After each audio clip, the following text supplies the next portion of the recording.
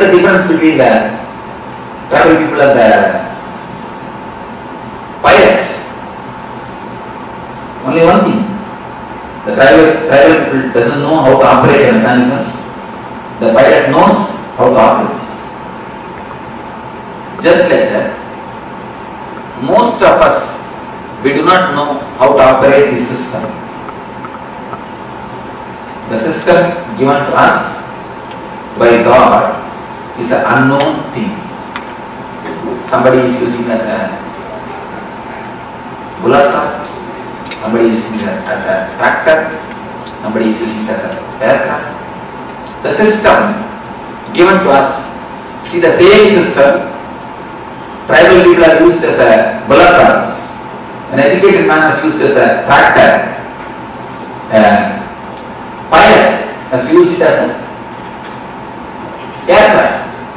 What is the difference between these three people? Nothing. The system is same, but the man is knowledge. Just like that. The system is given to us by God. Most of us, 90% of us use this system only as a bullock cart. Taking birth, eating, drinking, reproducing, dying, over. Nothing much is achieved in our life. A few Benzes, few bungalows. If you weigh your life, it's few Benz, few bungalow, little bit of moving here and there, over. Nothing much. Few children. Nothing much is the life. A normal course of life. Taking birth, reproducing and dying. Nothing much is achieved. Nothing new has happened. Nothing great has happened to the consciousness, to the being. Nothing worth mentioning has happened. Somebody came and asked me, Swamiji, why in the cemeteries, in all the graveyard, it is called born and died. Born, such as the date, died, such as the date. Why? Nothing worth mentioning happens in between. That is only two worth mentioning things. In most of our life, that is the reason. Born and died, except birth and death. Nothing worth mentioning happens in our system. So most of us use the system as a bullock cart. We just use it in a minimum level, dull, dead, dragging. Most of our life, if it is tuned, it can be tuned only, dull, dead, dragging. This is the first level, first layer of life. The second layer of people who has entered into the zone of art, who have become artists, who have become the painters, dancers, musicians, who entered into the next dimension of their life, not for money's sake. If you dance just for your being's beauty, if you sing just out of your bliss, if you paint just out of your joy, you became a painter, or a dancer, or a musician.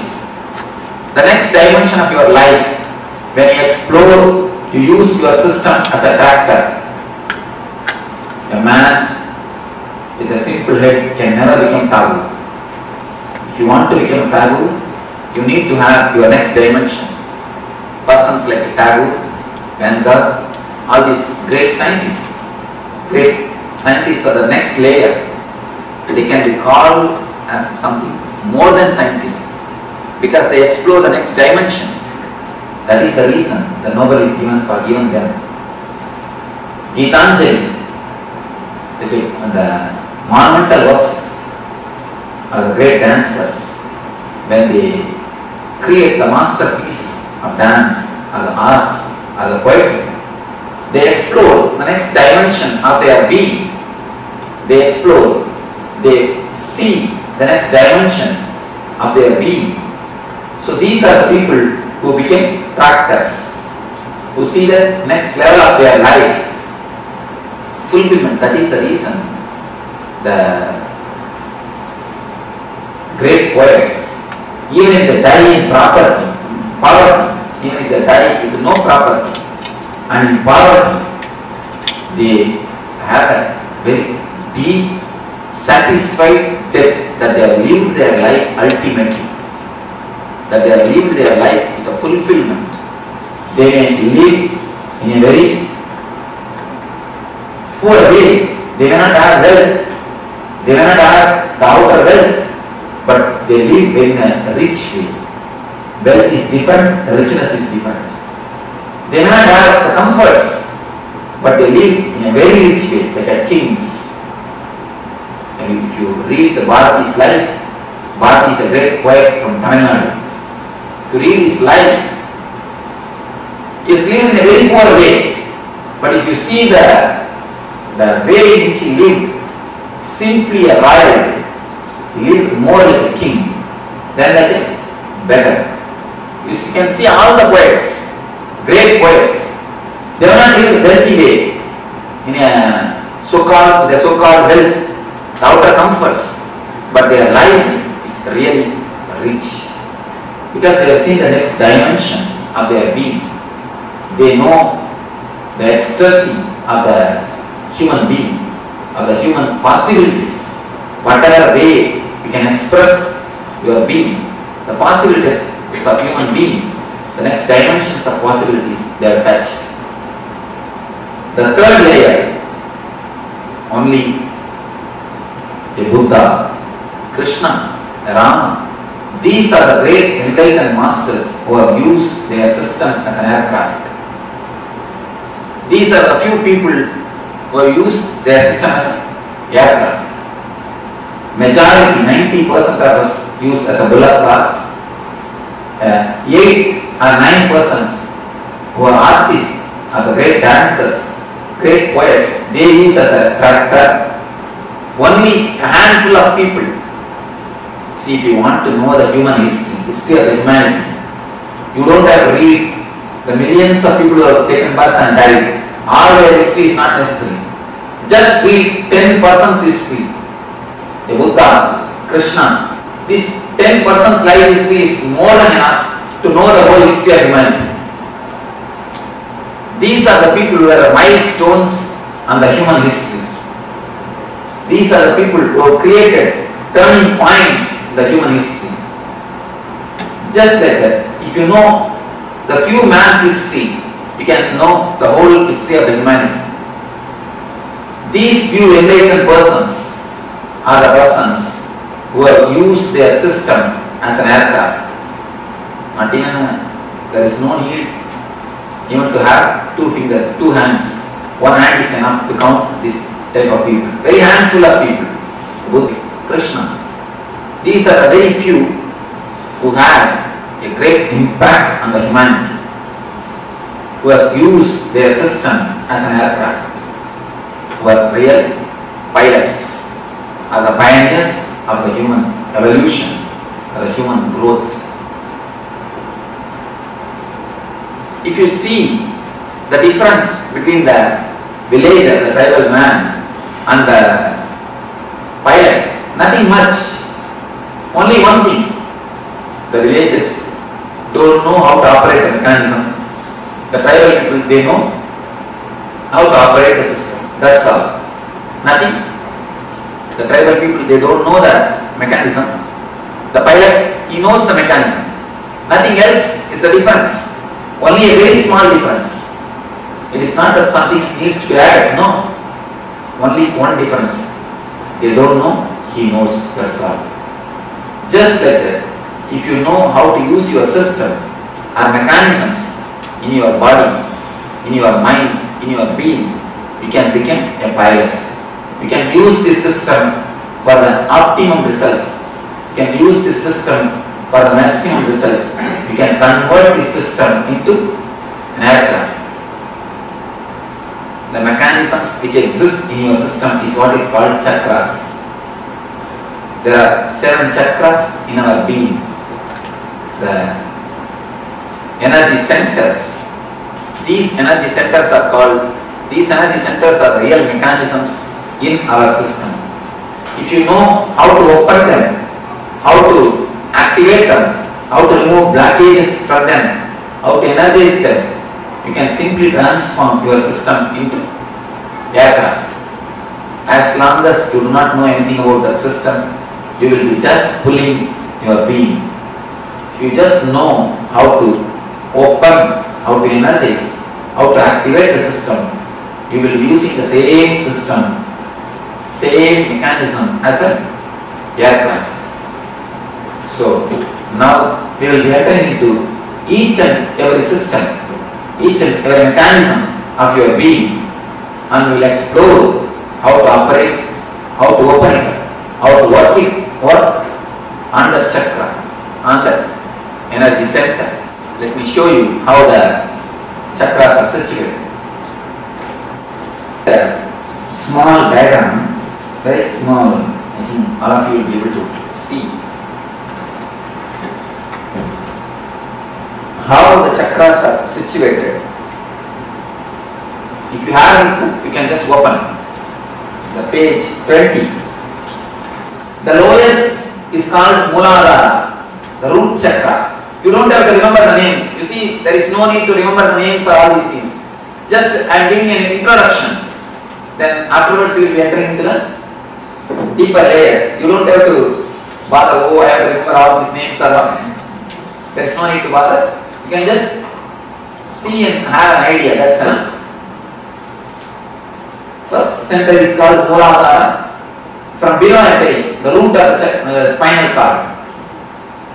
Just at the root of the spinal cord, Muladhara. The next is Swadhisthana. Above the Muladhara, below the navel. On the navel, Manipurara. And in between the chest, Anahata. Then on the throat, Vishuddhi. And between the eyebrows, Anya. Top of the crown, top of the head, it is called Sahasrara. This much is enough. If you know that, if you have a basic idea, few energy centers which exist in our being.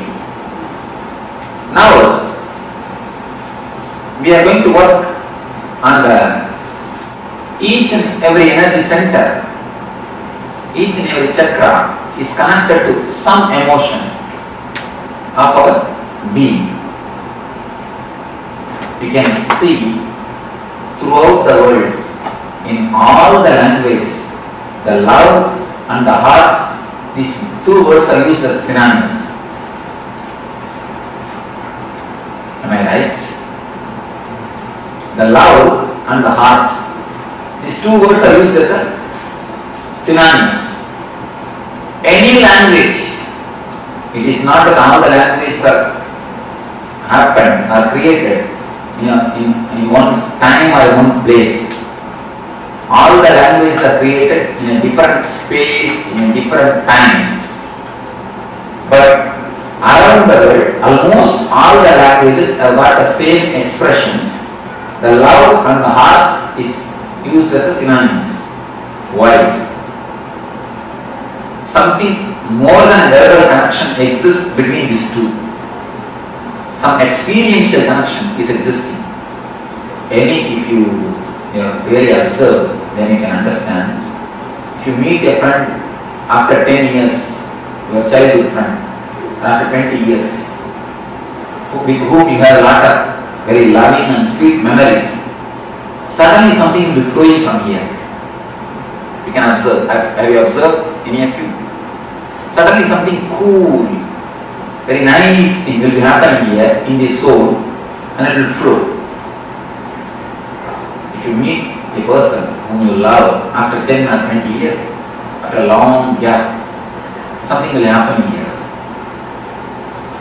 That is the reason, because this is an experience for everybody. That is the reason in all the languages, not only the Indian languages, or Western languages, even in the tribal languages, I have seen at least more than 100 languages I have verified. In all the 100 languages, love and the heart is synonymous, because it is something to do with deeper emotion. So the love is the emotion which is related to Anahata chakra, the heart center. Just like that, each and every emotion is related to each and every chakra. If you receive any shocking news, or the news which you can't bear, immediately the first effect will be on your stomach. You will have a stomach upset. The stomach will be upset. Either you will have diarrhea or loose motion. Have you observed anybody who had experience? You can always see it's an experiential thing. The first blow will be for Manipura chakra. The worry and depression is very closely related to Manipura. And again you can see in all the language there is an expression. If you receive some news which you can't tolerate, you say, I can't digest it. I can't stomach it. I can't digest it is the expression in all the languages. Again, because the worry and depression is very closely related to Manipura chakra. Like this, each and every emotion, the sex is related to Muladhara chakra. The chakra which is in the near the end of the spinal cord, the root of the spinal cord. Each and every emotion is very closely related to one chakras. If this emotion is handled properly in our life, each and every emotion is an energy given to you by God. It's like a money. If you don't know how to handle the money, you will become bankrupt. Just like that, if you don't know how to handle the emotions, you become energetic. See, if somebody works for you, his work is worth $1,000. You pay him only $1,000. If possible, 900, never 1,100. That is what is a regular way of life. We give him $1,000, not more than that. But if he does a mistake which is worth $1,000, how much of anger we pay him? At least $5,000 worth of anger we paid on him. Anger is an emotion. It is valuable thing. If you can pay the anger just like the money, exactly how much is necessary, that much if you pay, you will never go erratic. That is the reason after shouting, we are so tired, we just fall in the sofa and ask coffee. Because it's not that you have done a big work. Just shouting is not a big work.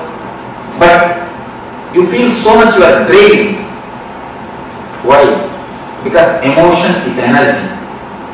All the emotions are energies which is in your center, in your beings. When you use the money in a very loosey way or in a luxurious way or an unnecessary way, when the luxury is something necessary for a life, nothing wrong.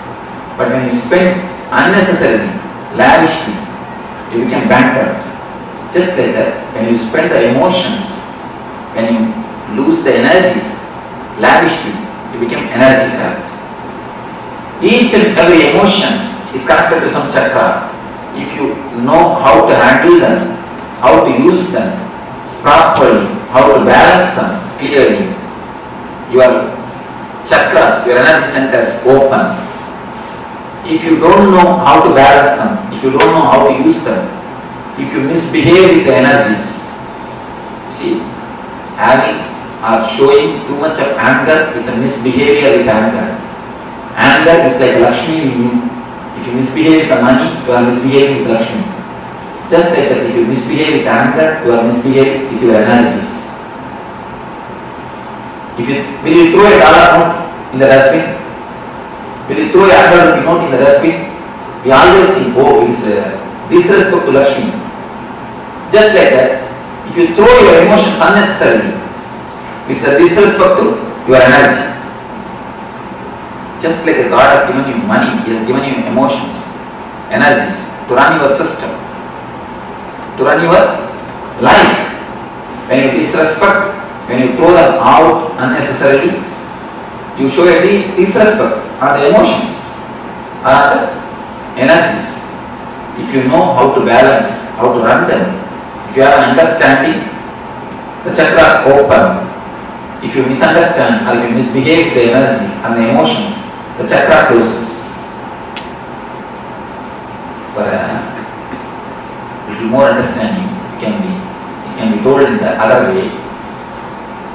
if you know how to give your love, the Anahata opens. If you continuously ask for love from others, Anahata closes. This is the master key for Anahata chakra. Now first you enter into the heart center. It's a master key for Anahata chakra. If you know how to give the love, the center opens. If you ask for love, it closes. It's the first master key. One more way you can understand. If the chakra opens, you will give the love. If you give the love, it opens. If you give the love, it opens. If it opens, you give more love. More opening, more love. More love, more and more opening, and more love. It's like a this side circle. Now it is this side circle.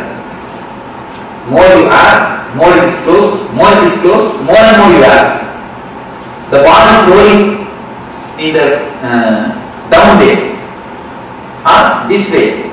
It is getting more and more black and more asking. Now we are going to stop the ball by the meditation and start rolling this way. Then more opening. Once the chakra starts opening, the more love overflows. When the more love overflows, the chakra opens little more. When the little more is opening happens, the more love overflows. The ball rolls this way. The chakra rolls this way. The whole program is just to stop the ball rolling this way and start the ball this way. We are going to work on each and every chakra to open the chakra, to see the emotions are balanced, to see the energies are centered. First, in each and every session, we'll have a small discussion on the chakra, then your meditation on the chakra. The meditations are taken from many religions. I wanted to present, or I wanted to prove all the religions are centered on the same thing, the one ideology, how to make you more joyful and more blissful. First, how to make you more joyful. It means how to make you more happy in the life with the outer persons. And then how to make you more blissful. How to make you more blissful without the outer world. First, be joyful with the outer world. Then be blissful without the outer world. So this is the step, this is the reason why the meditation or the religions are born on this world. This is the center core of all the religions of all the world. That is the reason I have taken meditation techniques from Sri Vaishnavism, the religion preached by the great Vaishnavic masters. Each and every session we will have a discussion and then meditation. This way we will have 7 sessions on the 7 different chakras. Finally, tomorrow evening we will be having the energy darshan, which is the peak or pinnacle of this camp. Later on we will be explaining what is energy darshan. Now let us enter into the Anahata chakra, the heart center. First question I receive is, people ask me, Swamiji, I have done bypass surgery, will the chakra be as it is? Will the chakra be there? Whether you went bypass surgery or the angiogram, don't worry, the chakra will be there. Because it is not physical, it is more metaphysical. Any of you can give 2 more touches, I can show you. You have ribbon, you can give me 3 ribbons. Yes, so you can give. I'll show you how the chakras exist.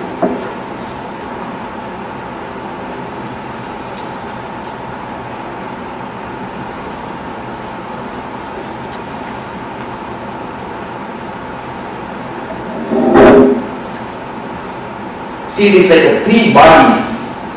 We have 3 bodies. Please be very clear. Don't think you have only one body. The one body which you are using now. The next body which you are using in the dream sessions. When you dream, you will be sleeping. This body will be lying in Chicago. but you will be dreaming as if you have gone to India. Then with which body you are going to India? This body is lying in Chicago only, but you are in India. How can it be? So the body which you are using to go to India, the subtle body, that is called Sukshma Sarira. The second layer body. One is physical layer, another one is Sukshma Sarira. The third layer of body is a Karma Sarira, which is called the causal body, which you use in the deep sleep. When you fall asleep without even dream or the wakeful state, in a deep layer, in the third layer, now what you are using is a physical body. What you use in the dream is subtle body. The body which you use in the deep sleep is called causal body. You have three bodies in your system. The three bodies, they meet and merge in 7 different points. They meet with each other.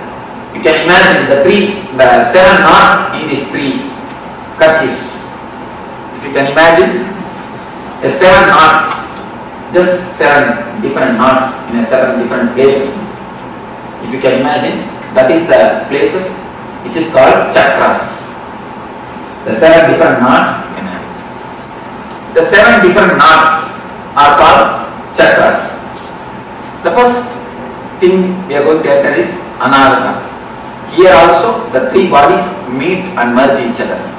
In the book it is very clearly depicted. The 3 lines, they just meet near. That is the zone where the chakra is there. They just meet where chakra starts. So even if you undergo bypass surgery, the chakra will be there as it is without any blockage, because it is more metaphysical.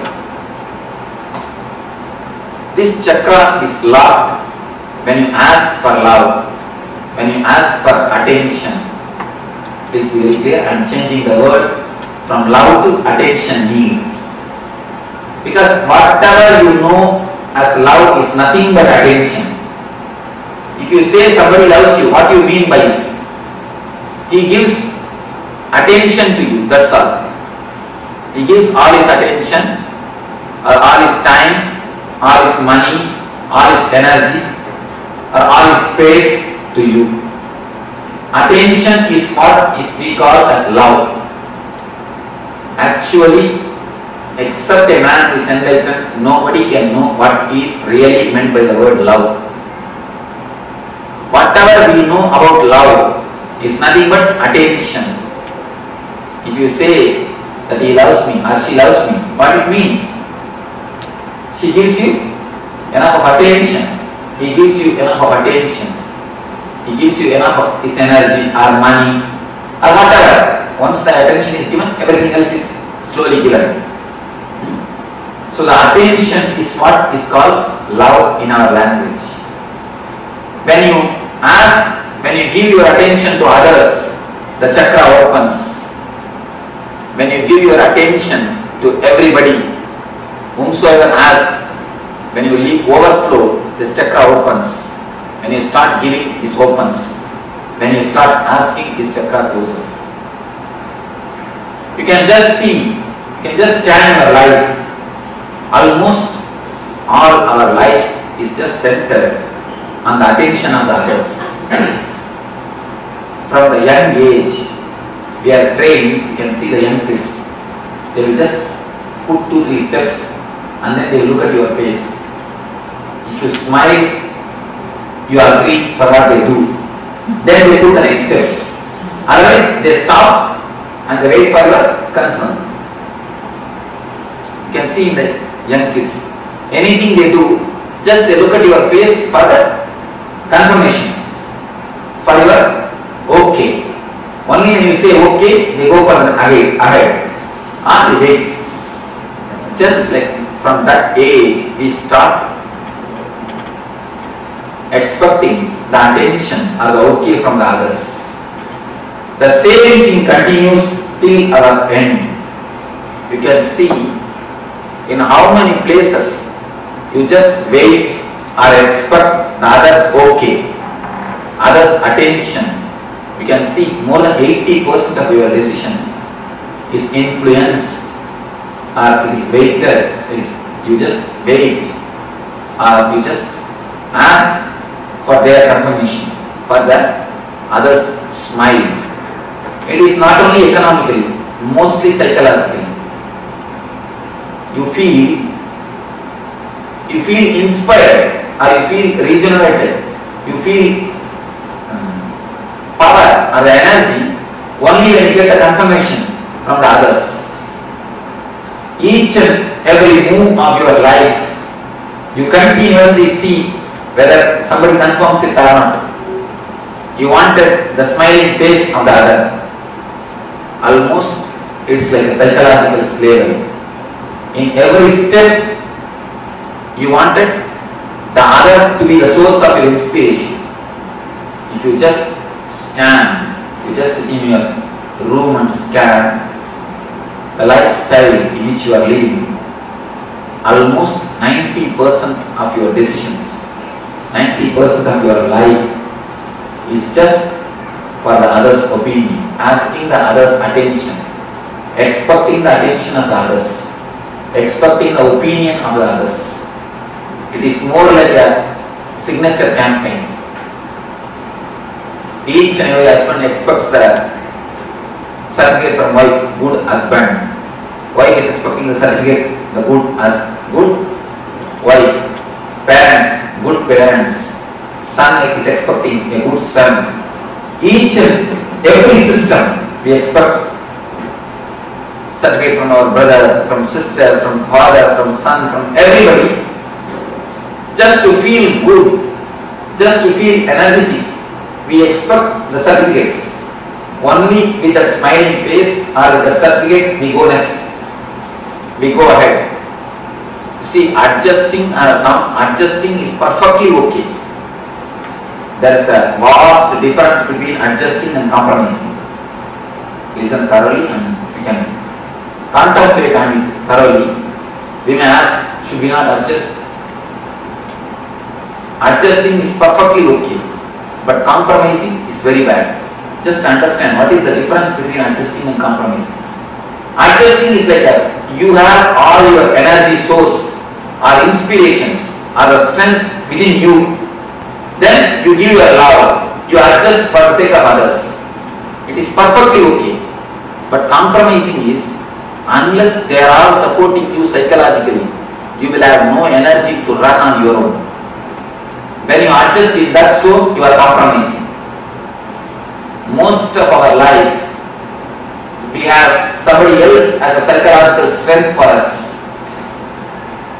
If he smiles at you, you have all your energy to run. If he does not open his mouth, if he doesn't smile, the whole day you will feel depressed. Have you observed any time?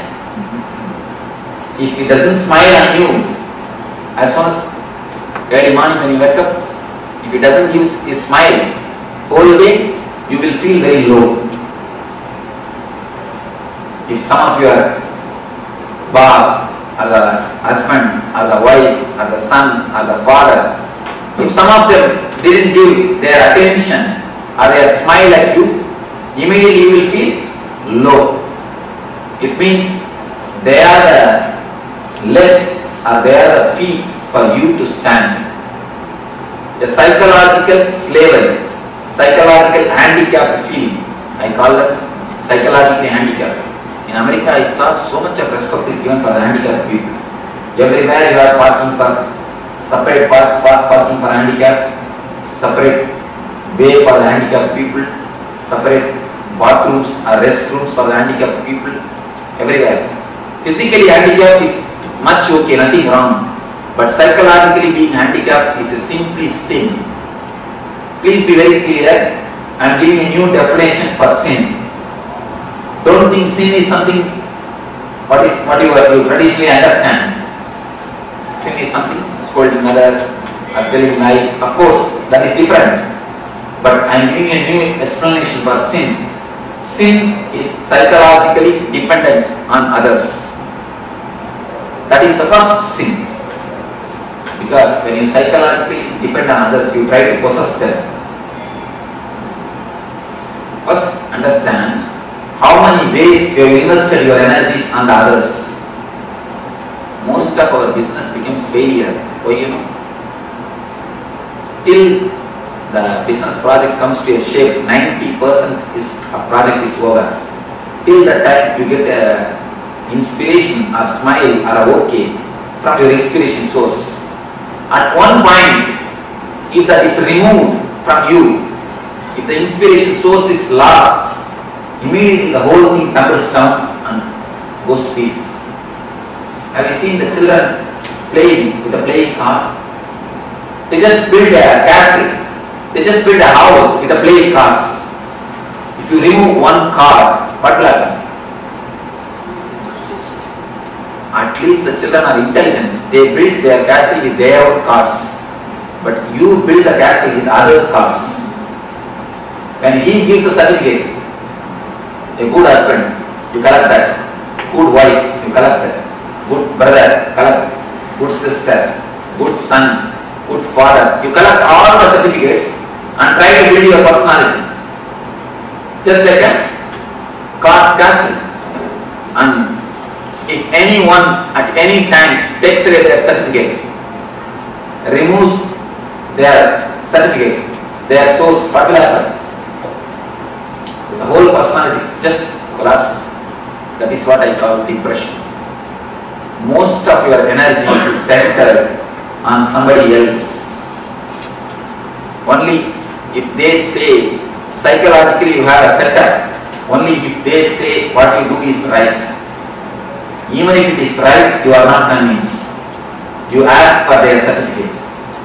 You ask for their attention. That is the reason, till the end, you don't feel you are independent. How much you speak about independence, how much you speak about freedom, it is all only the word. Only when you start loving others, when you don't expect the love from others, when you stop expecting the attention from others, you are really independent. Till the time you are a psychological slave. Whatever you may speak about independence or freedom, you are a psychological slave.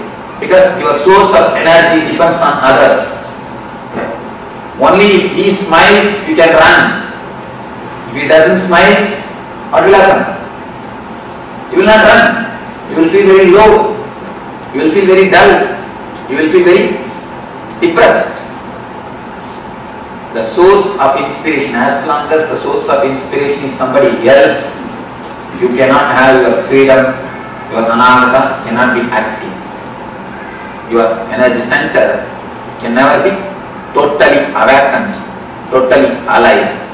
First thing, find out where all you have invested your energy center, on whom all you are dependent. Please be very clear on whom all you are dependent psychologically. You need how many smiles to run.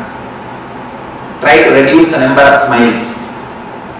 Even without that smile, start running. Even without that okay, start running. I am not telling you to go against the society, no. Do your same routine, same lifestyle, but try to reduce the number of smiles. Don't expect, don't keep them, don't make them as the source of inspiration.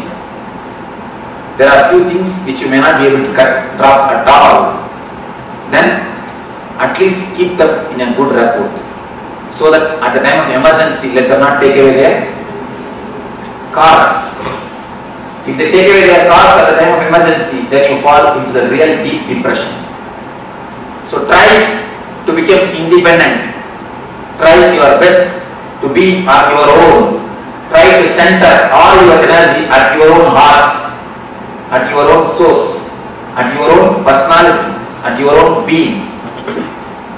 When you feel you are not able to cut or you are not able to run without one person's smile, understand that I am not able to run without these 2-3 persons, and at least keep a compromise with that 2-3 persons. You will know that I am compromising with the 2-3 persons. I am not serving them, I am compromising with them. Please be very clear. Don't expect any reward for your compromising. Many of us we think I have served my husband so many years. All these duties I did, but I never had any reward. He never did anything for me. Be very clear. If you really serve, always you will have reward. But all our service is just compromise. He is the source of inspiration for us, so we compromise something. So be very clear. All your work, all your attitude of seva. We again and again tell, I took care of my son so much. I did so much for my son. After growing, he never did anything for me. He went away with his wife. Be very clear. If you have done really service, if you would have done really something, if you would have given, you would have never lost. We just give and take. He is the psychological support for us, so we compromise with him. Just scan or filter all your emotions, all your understandings, revise completely where all you have failed, where all when you take decisions, you are dependent on others. This one understanding can give you a tremendous strength on your own, to stand on your own, to run on your own. When you understand it's a slavery, you will never invest your energy on others. As long as you understand only problem, people say, Swamiji, I understand the smoking is bad, but I am not able to stop it. Then be very clear, never till you understand. If you really understand, you can never fight, you can never again smoke it. Do you say, I understand, if I put my hand in the fire it will burn, but I am not able to resist the temptation to put the hand? You never say that. Once when you understand the hand, if I put my hand, if I put my finger in the fire, I will get burnt. You never do it again. You always keep yourself away from the fire. The same way, if you really understand that it is a psychological slavery, simply you can see, you can be so clear, you can be very clear, it will transform your life. Only thing we don't understand. Have this understanding after going back to the house and after a few days. Just sit in your room alone and scan your life, where all you have invested your energies, who are all inspiration sources for you, and try to organize, try to bring all the energy center on your own being. Don't let somebody else to drive you. If you keep somebody else as an energy source, you are allowing somebody else to be a driving force for you. So naturally you will be living for somebody else. When he is the inspiration source, naturally you have to take these ideas and work out.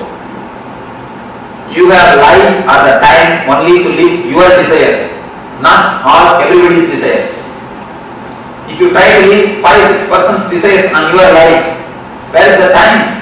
Where is the energy? Where is the money? No.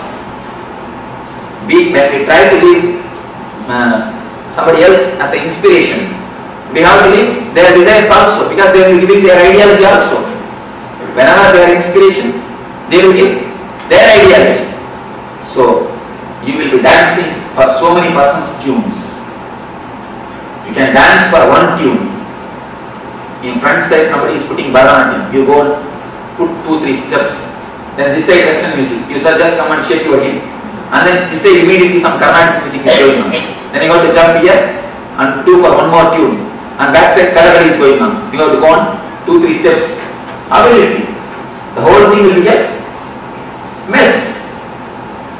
Now our life is nothing but that. Each and every tune you try to dance. Will it be possible? No. It will never be possible. If you try to dance for one tune, your life will be successful. Even if you don't know dancing, you will create new dancing. What you do is what is dance, you see. It is not a dance, it is not some basic rule. If you don't do according to that, it is not dance, nothing like that. I have seen all the great dancers are unique. People who go beyond the rule, and still if they maintain the grace, they are the successful dancers. People who maintain the rule, I have always seen they are only mediocres. In any field, when you go beyond the rule and still you maintain the grace or the beauty, then you are a successful dancer. Either in a classical dance or the western dance. Go beyond the rule and maintain the grace, you are successful. So, anywhere, only when you have your own individuality, only when you have yourself as a center, you can be successful. So, here is a beautiful meditation technique from a Tibetan Tantra, the Tibetan Buddhism, to center your energies. Now, a small understanding you have about this Anahata, then you will be entering into the meditation or the technique to center your energy. After that meditation, you will be entering into one by one sessions. Now, before entering into the meditation, we will have few minutes for question and answer. Of course, due to short of time, otherwise, generally I make everyone to question. Even if they don't have a question, I tell them at least tell few words. I try to involve everybody. I keep the list. People who attended the other age, they know. I make everybody to ask, but now I think we may not have so much of time. At least few questions I will try to respond to. Yes, A few things like if somebody says don't put the hand in the fire, we don't because we know it burns either by feeling it or by experiencing it. But at the same time, there are some things, though we know we shouldn't do it, but we are still doing it. Is it psychosomatic because it's comforting and we really do it? One small story. One man came and told me, Swamiji, last week I read a book which explains very seriously the dangers of smoking. How they get cancer, how many problems come due to smoking. Then I stopped. I asked him, oh, you stopped smoking? He told, no, I stopped reading. You see, actually, if you know very clearly the fire burns, you don't put your hand. The problem is, first when you put your hand in the lighter fire, you get burnt. Then you think, I think lighter fire only burns. If I put my hand in the oven, it may not burn. Let me check. You put your hand on the oven. Then, oh, oven fire also burns. I think if I can put my hand in some other candle, let me see. You put your hand in the candle. Just like that, you try with each and every fire. Finally, when you understand all the fire burns, your body will be burned because the age will be over. If you end up in that age, your age will be over. It's more like that. The understanding is not deep. If the understanding is deep, you can never go beyond it. We don't allow the understanding to sink deeply. See, whenever you receive some intellectual conclusion, you don't allow the intellectual conclusion to work on your emotional layer. If you allow the intellectual conclusion to work on your emotional layer, you never go beyond it. The allowing the intellectual conclusion to work on the emotional layer is what I call it meditation. Meditation is nothing but allowing the intellectual conclusion to sink deeply into the emotional layer. Now you understood few things. If you meditate, that time, the meditation technique will allow the intellectual conclusion to sink deeply into the emotional layer. That's what we call in Vedanta Shravana Manana. Shravana means listening. Manana means allowing it to sink deeply. Most of the time, we don't give space or the time to allow the intellectual conclusions to sink into the emotional layer. So once the intellect is allowed to sink into the emotional layer, you will always see nididhyasana, transformation happens. It should not be done. No desire should be suppressed. No transformation can be done. It should only happen. See, flower, if it automatically flowers, then it is really flower. If you just open a lotus, in many temples I have seen they open the lotus and the floweriness will be missing in the lotus. The floweriness will be missing in the flower. Only if it blooms or if it flowers by itself, it has got beauty. You can do few things, you can allow the transformation to happen. You can put them inside and wait a little bit, you will see the transformation happens. But we neither give time or the space to seek in, or we are too urgent to see the transformation. The desire for transformation is so pushing, so urging us. You see, the desire for the outer object and the desire for transformation, both are not the same. When you desire too much for the outer object, you make mess of it. Just like that, if you desire too much for the transformation, you make mess of it. Put the idea aside, just wait for a little. Allow the seed to sprout. A small story. Once 3 monkeys, they got a mango. They were living in a forest, they got a mango fruit. If one monkey gets a mango fruit, you know what will happen. The 3 monkeys, they already worked for that. So all the 3 has to have a share of the mango. Now the problem starts. How to share? Finally all the 3 monkeys, they got together and they have decided, see, this one mango we 3 cannot share. We will plant this mango, pour water, put fertilizers. Then it will become tree. We all will have enough of mangoes when it becomes tree. They all decided, they put they planted the mango. See, the first monkey took the responsibility of pouring water. The next took the responsibility of putting the manure or the fertilizer. The third took the responsibility of security of the seed. All the 3 were doing their duty so religiously for 6 months. For more than 6 months. Still the seed has not sprouted. So all 3 called for a conference. All the 3 sat together and they started discussing. The first monkey told, you see, every day I am pouring the water religiously. Every day morning I pour water. Not even one day I missed. I miss my morning walk, but I never miss pouring water. I don't know what is happening. The next monkey told, every day 4 o'clock I put the manure and fertilizers. I don't know what is happening, why it is not coming.